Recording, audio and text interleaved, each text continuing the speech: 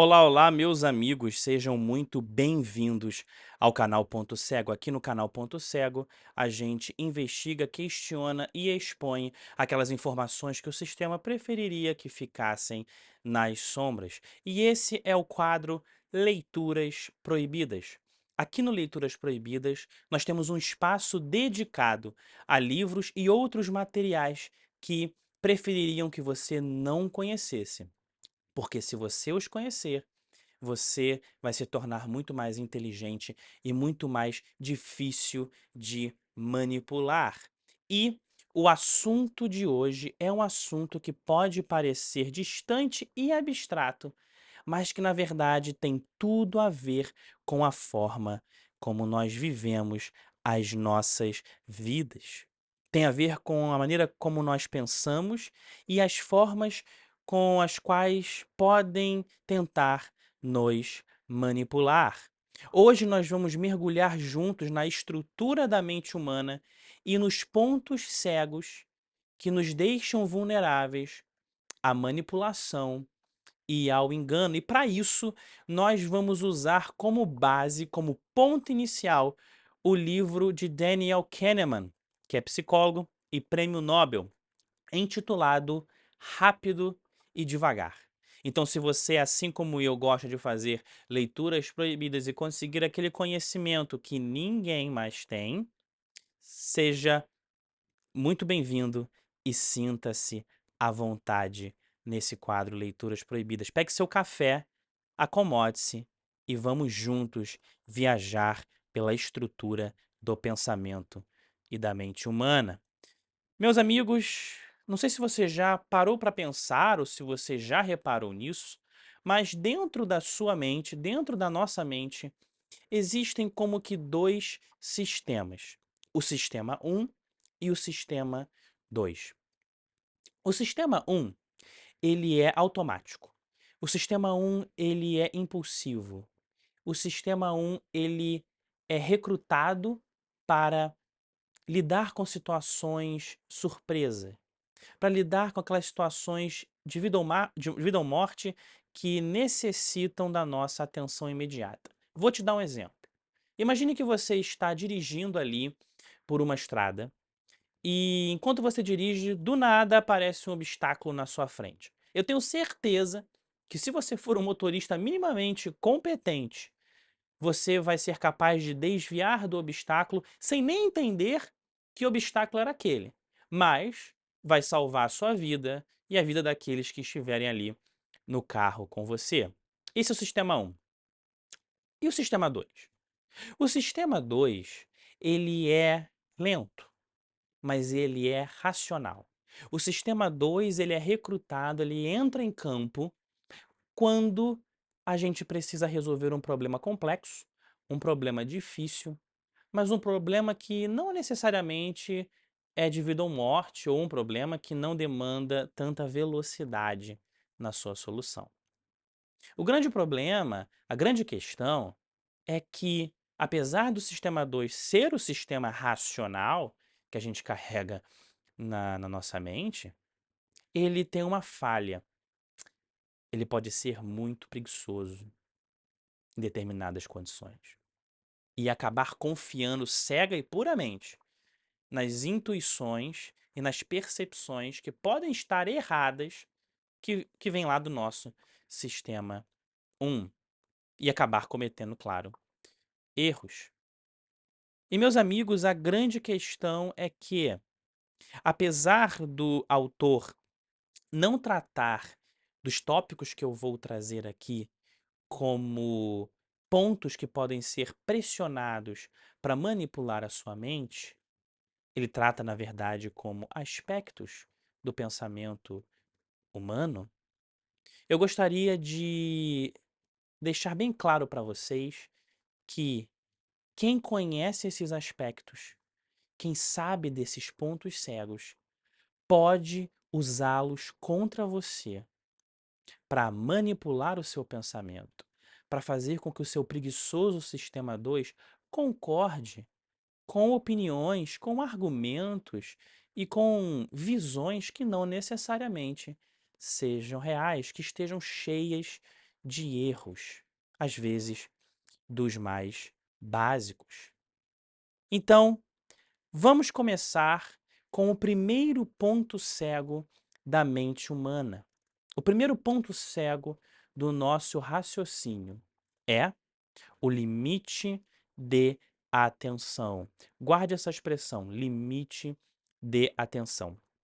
Meu amigo, minha amiga, a grande verdade é que o seu cérebro, por mais poderoso que ele seja, por mais importante que ele seja, ele tem um orçamento de atenção limitado. A nossa mente, ela não consegue se concentrar em tudo ao mesmo tempo. Quero que você pense na seguinte imagem. Digamos que você está entrando num quarto escuro e você tem uma lanterna. Você acende a lanterna. Onde a luz iluminar, aquilo você vai ver.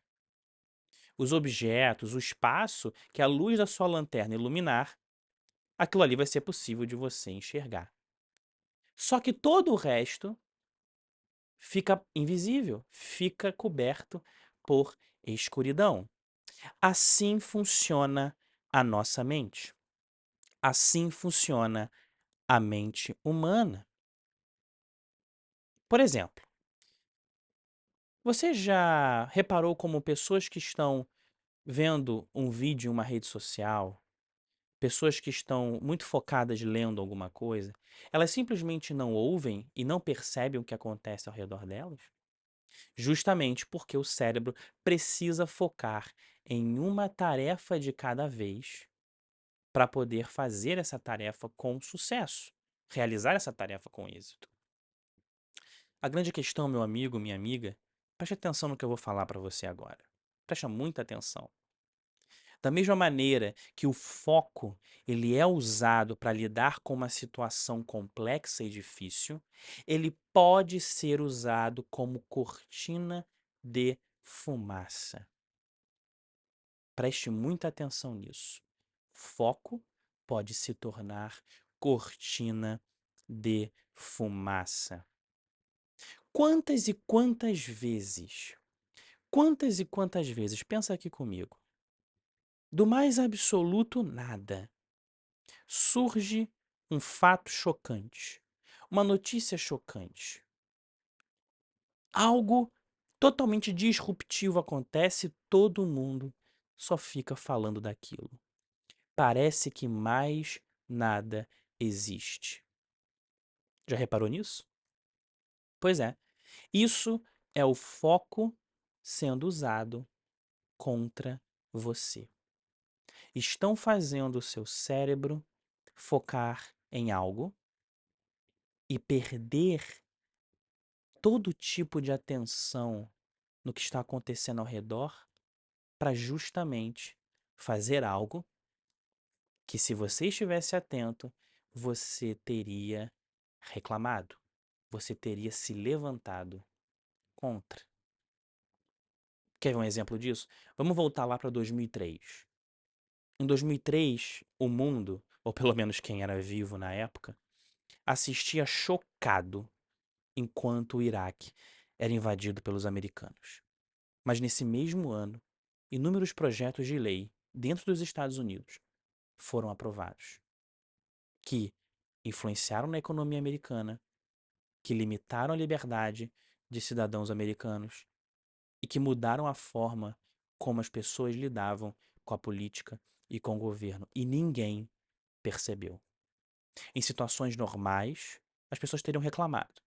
Mas naquela situação, ninguém estava nem aí. Ninguém estava nem prestando atenção.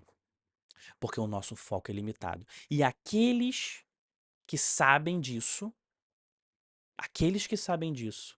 usam essa informação para manipular a opinião pública, para manipular você. Tiram o seu foco do que realmente importa. Colocam em algo totalmente secundário, enquanto eles passam a boiada, enquanto eles movimentam fortunas, enquanto fazem construções absurdas, enquanto aprovam leis injustas. Lembre-se muito bem disso. Toda vez que um fato inusitado demais acontecer, pode ser alguém tentando tirar o seu foco do que realmente importa para manipular a sua opinião e as suas atitudes. Além disso, meus amigos, existe o cansaço. Nós temos um foco limitado e nós também temos energia limitada. Não sei se você sabe, mas o nosso cérebro ele é um grande consumidor de energia. O nosso cérebro ele é um grande consumidor de glicose. E pensar cansa. Usar o cérebro cansa. Cada decisão racional consome glicose, consome combustível que a gente precisa aí ingerir e colocar para dentro do corpo. Meu amigo, minha amiga, quando o seu corpo está cansado, o seu cérebro vai procurar atalhos. O seu cérebro vai procurar formas rápidas, mas não necessariamente inteligentes de tomar decisões e resolver problemas.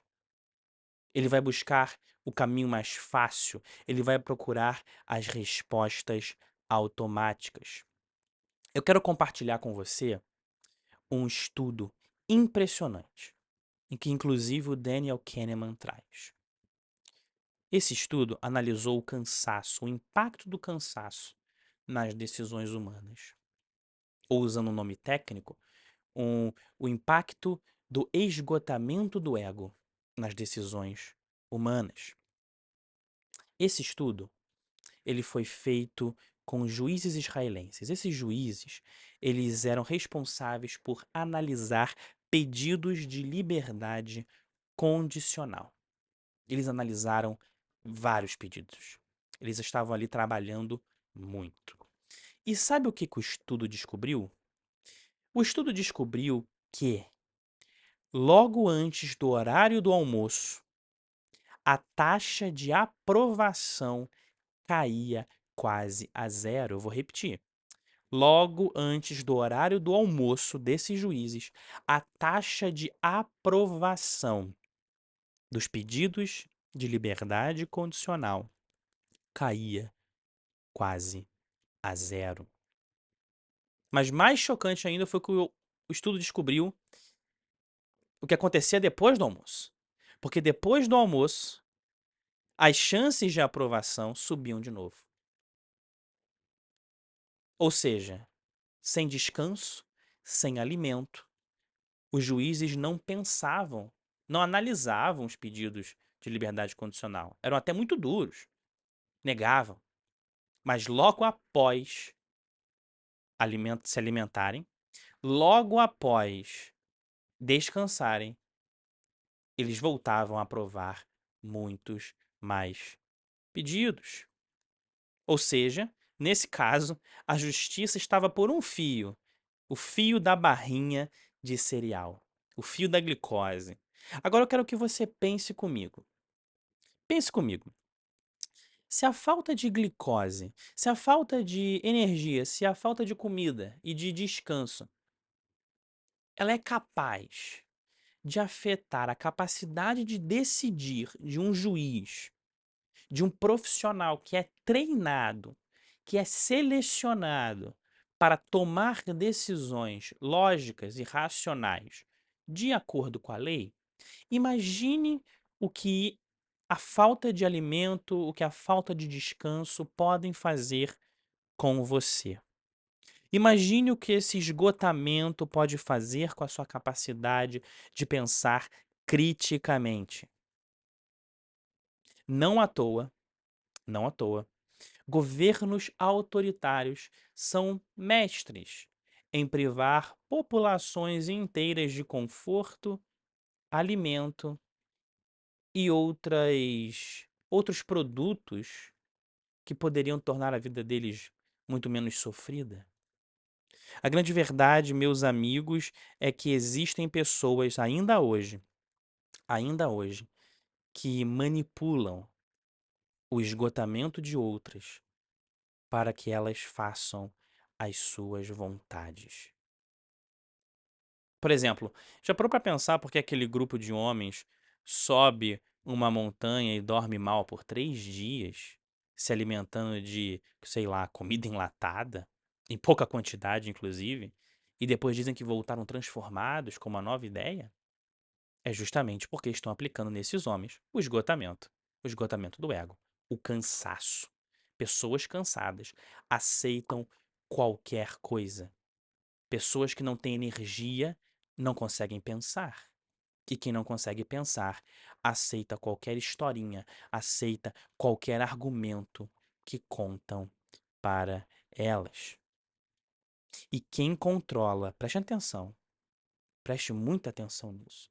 Quem controla o cansaço controla as escolhas. Quem controla a fome controla muitas escolhas. Mas vamos falar ainda sobre algo mais sutil.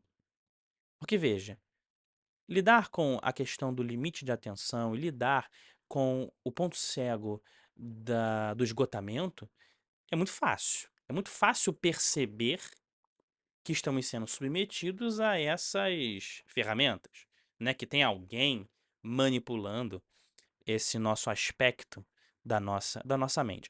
Mas vamos falar sobre algo que é mais sutil, bem sutil, que a gente chama de ativação associativa. E ela vem com uma aliada, que é a repetição.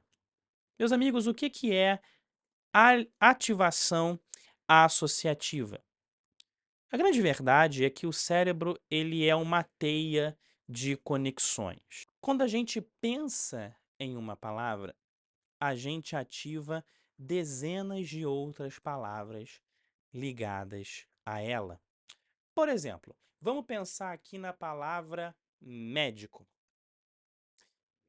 Palavra médico. Quando eu penso em médico, eu penso em jaleco, eu penso em estetoscópio, eu penso em consultório, hospital, doença, cura, vacina. Enfim, pensar em uma palavra faz com que eu traga à minha mente inúmeras outras palavras. E essas associações, elas acontecem em milissegundos. Elas acontecem de maneira quase que imperceptível. Mas qual o problema disso? Num primeiro momento, isso é muito bom. Isso mostra aí que nós somos seres inteligentes que conseguem ligar ideias abstratas, muitas vezes, e até mesmo complexas, de forma muito rápida.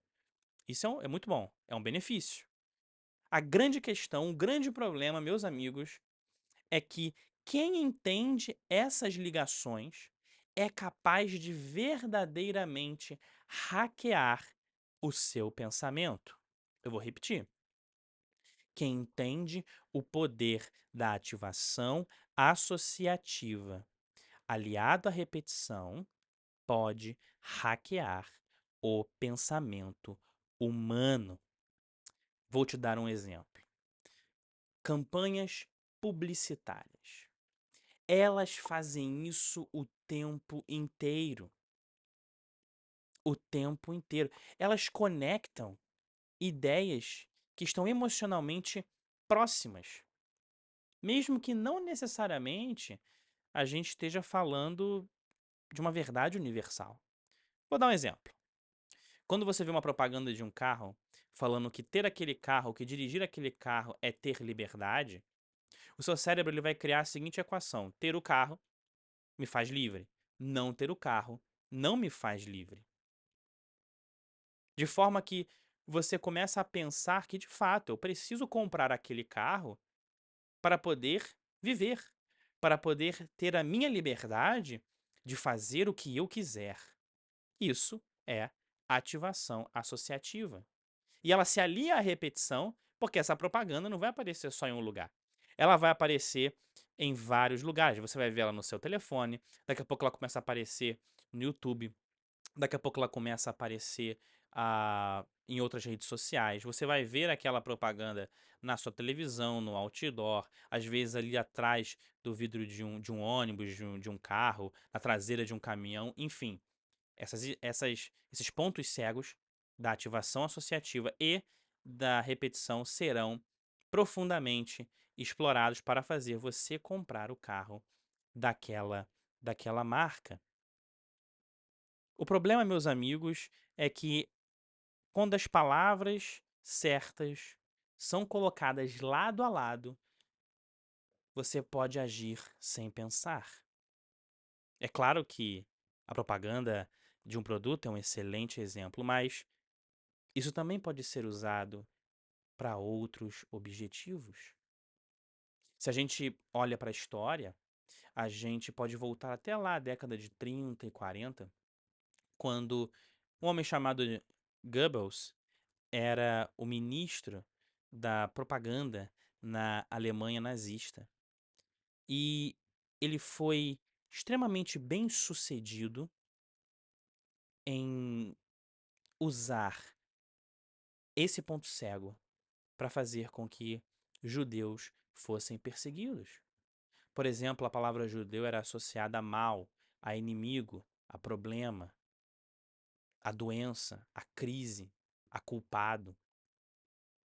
Então as pessoas simplesmente começaram a acreditar na propaganda, acreditar na repetição, associar a palavra judeu a coisas negativas e então começaram a concordar e a aceitar que eles deveriam ser perseguidos. Porque, meus amigos, o cérebro, ele tem um problema. O nosso raciocínio, aliás, tem um problema. Se nós começamos a ouvir algo muitas vezes, nós começamos a acreditar que aquilo é verdade. Aquilo começa a soar plausível. O nosso preguiçoso sistema 2, o nosso preguiçoso sistema que supostamente deveria ser racional, ele começa simplesmente a se deixar levar por aquela repetição, por aquela ativação associativa, por aquele conjunto de sentimentos e de ideias que vem junto ali nas palavras que estão sendo ditas para ele, e ele começa simplesmente a acreditar que, sim, aquilo que está sendo transmitido para mim é a verdade. De forma que a mentira repetida 1000 vezes se torna crença. Não necessariamente porque ele é convincente, mas porque o nosso cérebro ele é preguiçoso e ele prefere aquilo que lhe é familiar. E aqui a gente entra em um outro conceito que também ele é bem sutil, bastante sutil, e é chamado de efeito priming. Essa palavra pode ser técnica, mas o conceito ele é simples. Efeito priming é entender que tudo aquilo que a gente vê, que a gente ouve, que a gente sente, influencia a forma que vamos pensar e agir, mesmo que a gente não perceba. Por exemplo, existe um estudo que foi feito no estado do Arizona, que inclusive o Daniel Kahneman cita no livro, que mostrou que os eleitores que iam a escolas votar durante as eleições, acabavam votando em propostas mais favoráveis à educação do que aqueles que, por exemplo, votavam em outros prédios públicos. Ou seja, o simples cenário, a simples exposição a elementos de uma escola, a elementos que remetiam à educação, afetou o voto das pessoas. Influenciou as pessoas a votarem nas causas educacionais. Agora eu quero que você pense nisso aplicado em escala global. Pense nisso sendo aplicado de forma massificada para todo o mundo. Você se lembra da pandemia? Você se lembra qual era o nosso sentimento na época? Ninguém nos disse para ficarmos com medo e acreditarmos cegamente nas propostas e nas ideias que os políticos tinham. Mas você se lembra como era o noticiário? Você se lembra como nós víamos fotos de valas sendo abertas, hospitais lotados, pessoas em fila esperando atendimento, gráficos e mais gráficos comparando os números de mortos dia após dia durante quase 2 anos? Essas imagens, elas imprimiam na nossa mente a ideia de medo, sem necessariamente usar a palavra medo. Havia um discurso sendo pregado, havia um efeito priming sendo utilizado na nossa mente, contra a nossa mente, sem que necessariamente precisassem falar abertamente para que tivéssemos medo, para que confiássemos cegamente no governo. Mas isso foi feito de maneira muito bem sucedida. E o mesmo acontece em outras situações, principalmente explorando duas emoções, o medo e a ganância. Seja o medo de ficar de fora, o medo de perder, o medo de ser derrotado, o medo de ser invadido numa questão de segurança nacional. Ou a ganância de querer mais dinheiro, a ganância que faz você ser mais, buscar mais, ser mais bonito, a ganância que te faz querer o que o outro tem. E são emoções que são muito utilizadas na política e nas vendas. E muitas delas usam o efeito, o efeito Prime. Porque palavras e imagens, meus amigos, prestem atenção nisso. Palavras e imagens moldam atitudes. Palavras e imagens moldam atitudes. E quem controla o contexto controla a forma como você se comporta. Tá bom, mas a gente está falando aqui de medo, de emoções negativas. A gente está falando aqui de manipulação aberta, de efeito Prime. A gente está falando de ativação associativa que faz com que a gente seja guiado, sem a gente perceber, a sentir determinadas sensações quando ouvimos alguém falar determinadas palavras ou quando lemos algumas determinadas palavras. Mas existe também um outro lado. Por quê? O sistema 2 ele é preguiçoso. Já falei isso algumas vezes. E eu falo isso para você ficar atento.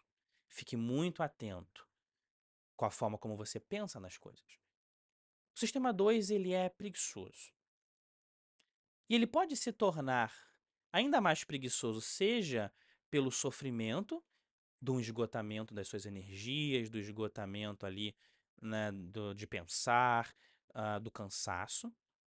Ele pode se tornar preguiçoso porque ele está sendo manipulado, mas também ele pode se tornar preguiçoso e ser manipulado pelo que a gente chama de conforto cognitivo.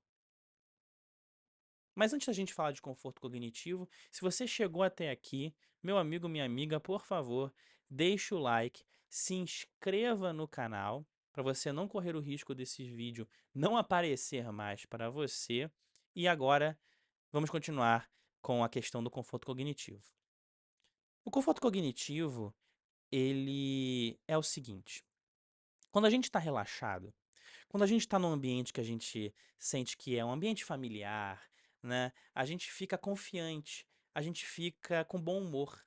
E o cérebro, ele tende a acreditar em tudo que vê. E isso, meus amigos, é explorado até dizer chega. Vou te dar um exemplo. Quando você vai em uma loja, em especial aquelas lojas mais caras, aquelas lojas que vendem um produto mais caro, né, uma loja de luxo, possivelmente, você pode reparar que todas elas trabalham com um determinado padrão de ambiente. Você tem aquela música ambiente no tom, no volume, aliás, perfeito. Você tem um perfume suave no ar, aquele ar condicionado na temperatura ideal. Os vendedores são bem vestidos, sorridentes. Eles te oferecem água, café, doce. Eles fazem você sentar em uma cadeira, talvez até mesmo em um sofá, confortável, tudo voltado, eles dizem, para a sua experiência, para a experiência do cliente. Mas, meus amigos, não se enganem. Não existe ninguém ali que é seu amigo. Não tem ninguém ali para te ajudar. Isso é tudo para criar esse estado de conforto cognitivo.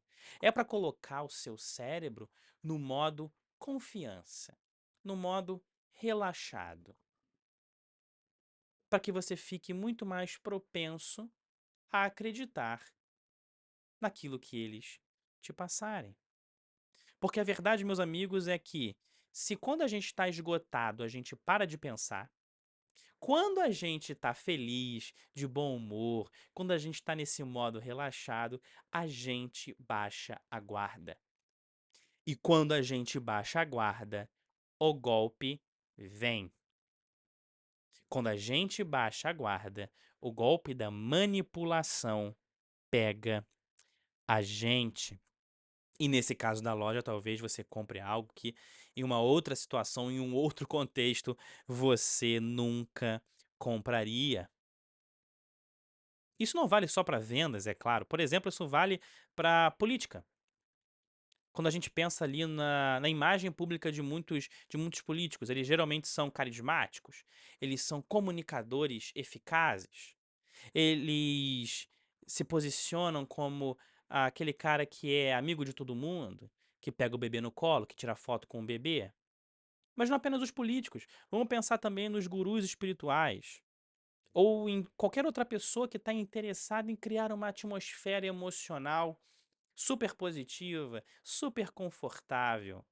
E ali elas vão e te vendem uma ideia, ou te impõem uma ideia e você aceita. Afinal de contas, você está sendo tão bem tratado, você está ali tão relaxado em um ambiente familiar. A grande verdade, meu amigo, minha amiga, é que talvez o riso, o abraço, a empatia, talvez tudo isso seja parte de uma estratégia. E vamos ser honestos, nas redes sociais, o conforto cognitivo é a ferramenta mais poderosa de todas. Talvez você pense assim: "Ah, João, mas nas redes sociais eu não fico ali confortável, eu não fico bem tratado, eu estou usando meu celular, eu estou vendo um vídeo, eu estou vendo uma foto". Pois é, mas se você parar bem para pensar, o conforto cognitivo ele atua na forma de algoritmo. Já percebeu que se você é um cara mais à direita, você só recebe conteúdos de políticos, de autores, de influencers, de pensadores de direita? Já parou pra pensar que se você é um cara de esquerda, você só recebe conteúdo de gente de esquerda? Que se você começar ali, por exemplo, assistir um, dois ou três vídeos sobre, por exemplo, um filme que eu gosto muito, Star Wars, você começa a receber vídeo após vídeo, post após post de Star Wars? Isso é o algoritmo causando em você conforto cognitivo. Isso é o algoritmo manipulando a sua mente para que você fique mais tempo na rede social e que possivelmente você simplesmente ali aceite o que tá sendo passado. E ali já vão começar a vender produto para você, vão te tentar vender experiência, vão te tentar vender argumentos, vão te tentar vender ideias. E você vai ficando ali naquele ambiente confortável, familiar e vai aceitando tudo aquilo ali como lógico, como normal. Então, meu amigo, minha amiga, presta muito bem atenção no que eu vou dizer para você aqui agora. Sempre que você se sentir muito familiar, sempre que você se sentir que tá se sentindo muito certo, fique de olho. Fique de olho, se prepare, porque pode ser alguém te ninando para você dormir, para você relaxar e depois partir para o ataque. Agora, meu amigo, minha amiga, outro viés perigoso, outro ponto cego perigosíssimo perigosíssimo é o efeito halo, ou vamos chamar aqui de um efeito aura. O efeito halo, ele pode ser definido da seguinte maneira: quando você gosta de algo ou de alguém, você passa a acreditar em tudo o que aquela pessoa fala. E o contrário também é verdade. Se você odeia algo ou alguém, você passa a desconfiar, você passa a não gostar de tudo aquilo que aquela pessoa fala ou de tudo aquilo que está relacionado àquela pessoa. Isso é muito típico na política, né? Principalmente no nosso tempo, em que a política virou um verdadeiro nós contra eles, uma verdadeira briga de torcida. Se você admira um político, você vai achar que ele é inteligente, que ele tem estratégia, que ele é eloquente, que ele sabe aonde ele quer chegar, que ele é honesto, que ele é carismático, talvez até que ele é bonito, mesmo que você não tenha absolutamente nenhuma prova em relação a isso. O contrário também é verdadeiro. Se você odeia um político, tudo que ele faz é ruim. Ele é burro, ele não tem estratégia, ele não sabe o que ele está fazendo. Ele precisa ser descartado, ele precisa perder o cargo, ele precisa ser destruído. O grande problema, meu amigo, minha amiga, é que isso pode ser usado contra você também. E pode ser usado contra você principalmente no que diz respeito à propaganda. Já reparou como cada vez mais influencers e celebridades estão promovendo produtos? Para onde você olha, para onde você olha, você vê esse tipo de propaganda. Seja em outdoor, seja em vídeos de rede social, em fotos de rede social, em publicações impressas. E já reparou também como que quando alguém famoso cai no desgosto do público, rapidamente as empresas cortam os contratos de publicidade? Rapidamente eles cancelam todas as propagandas que envolviam aquela pessoa, justamente por quê? Porque uma vez que eles caem no desgosto do público, o produto que eles anunciam pode acabar sendo afetado, justamente pelo efeito halo. Ou você acha mesmo que aquela celebridade pode usar aquele perfume? Você acha mesmo que aquela celebridade dirige aquele carro ali que ele está anunciando, aquele carro popular que ele está anunciando, que ela está anunciando? Você acha mesmo que aquela celebridade ali está anunciando, vou dar um exemplo aqui, aquele pacote de viagem que você vai parcelar ali em 12 vezes? Ele e ela não iriam para aquela experiência.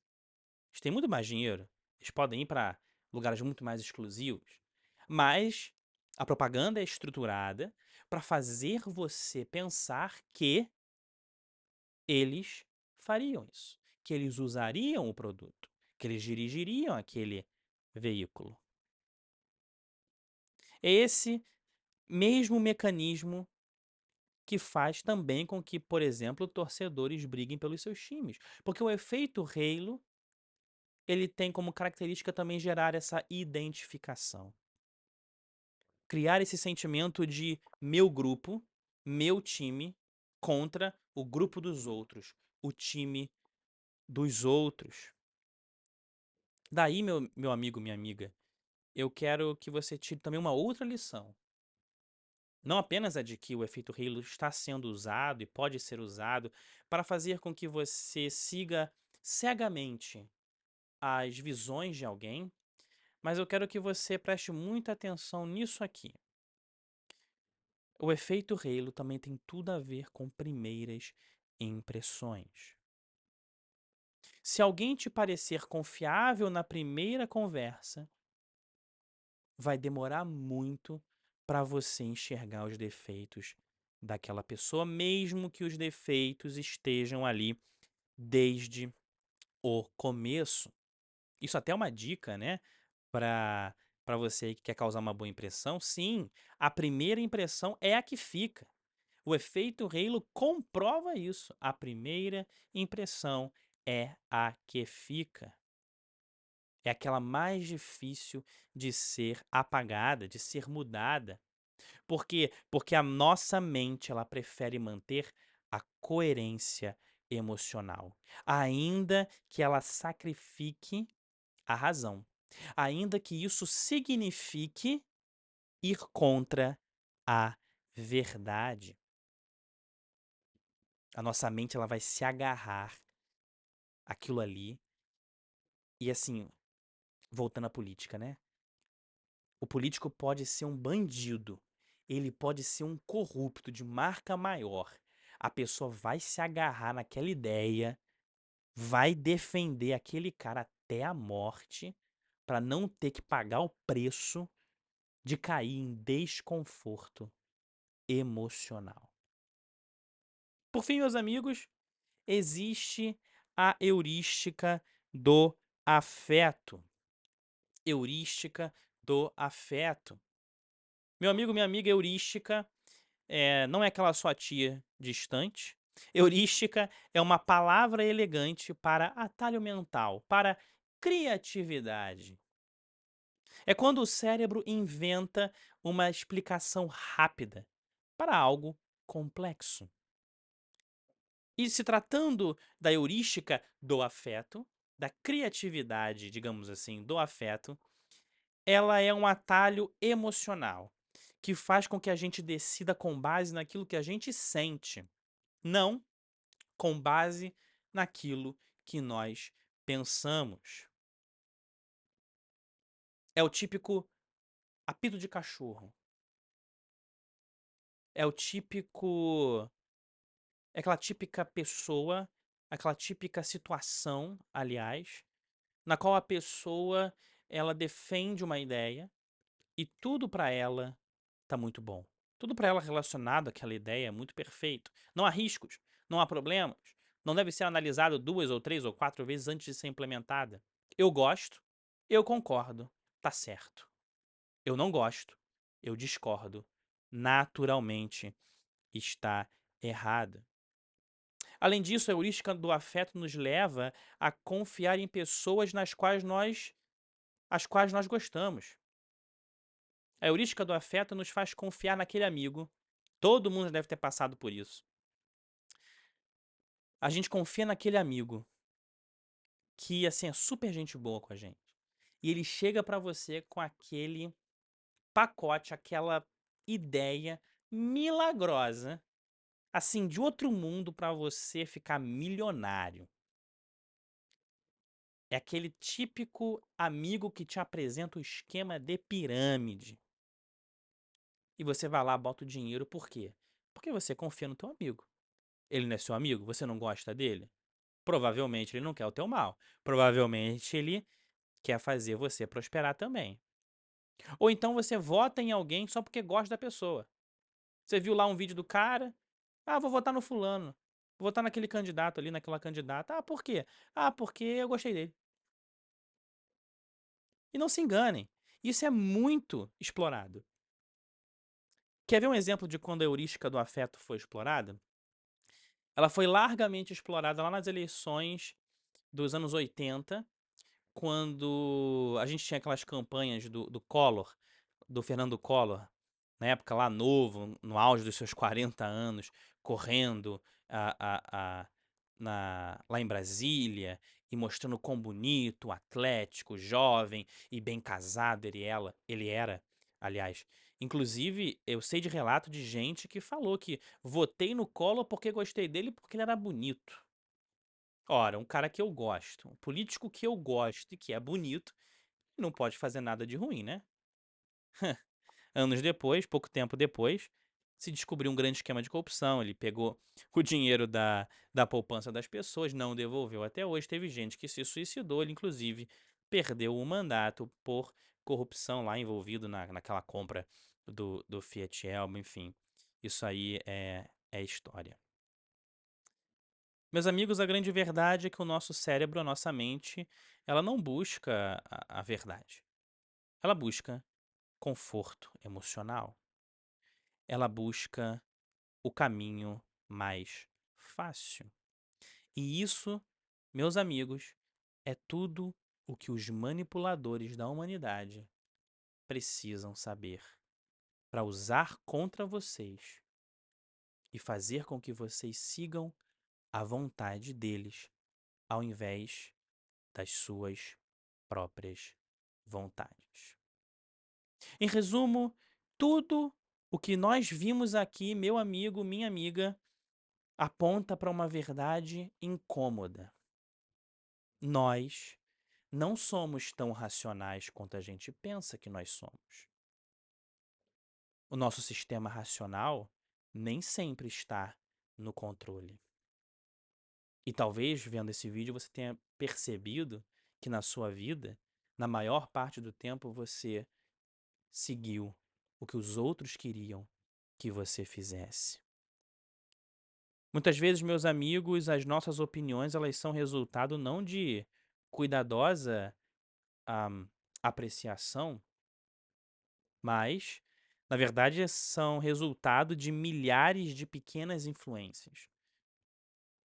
O cansaço, o contexto, a emoção, a linguagem, o ambiente, a fome, o medo, o prazer, a ganância, tudo isso pode estar sendo utilizado contra nós, para que a gente siga não a nossa opinião, mas a opinião daqueles que tentam nos controlar. Cada um dos fatores que eu listei aqui, cada uma cada um, aliás, dos pontos cegos que eu vim trazendo para vocês nesse vídeo é como se fosse uma alavanca. E existem pessoas, não se enganem, não sejam inocentes.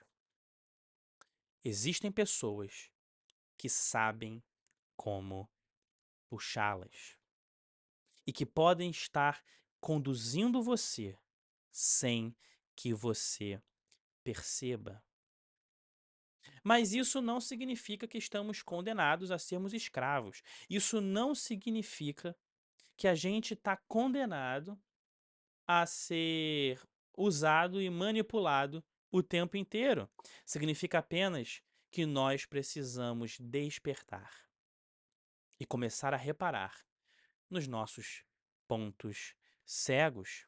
Precisamos aprender, meu amigo, minha amiga, a entender os mecanismos de manipulação que estão usando contra a gente, que estão usando contra os nossos parentes, contra nossos filhos, contra aqueles que amamos, para que a gente não seja apenas um monte de marionete na mão de pessoas sem nenhum caráter, pessoas cujos objetivos podem ser absolutamente nefastos.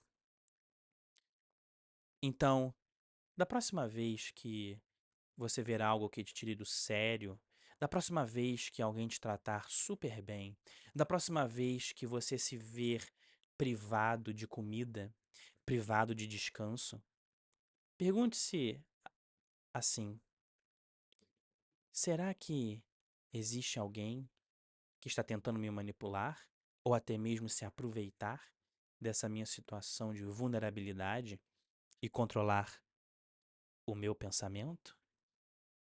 Meu amigo, minha amiga, se esse vídeo te fez refletir, se esse vídeo te fez enxergar alguns pontos cegos que você tem na sua mente e começar a vigiá-los contra aqueles que estão dispostos a usá-lo para te manipular,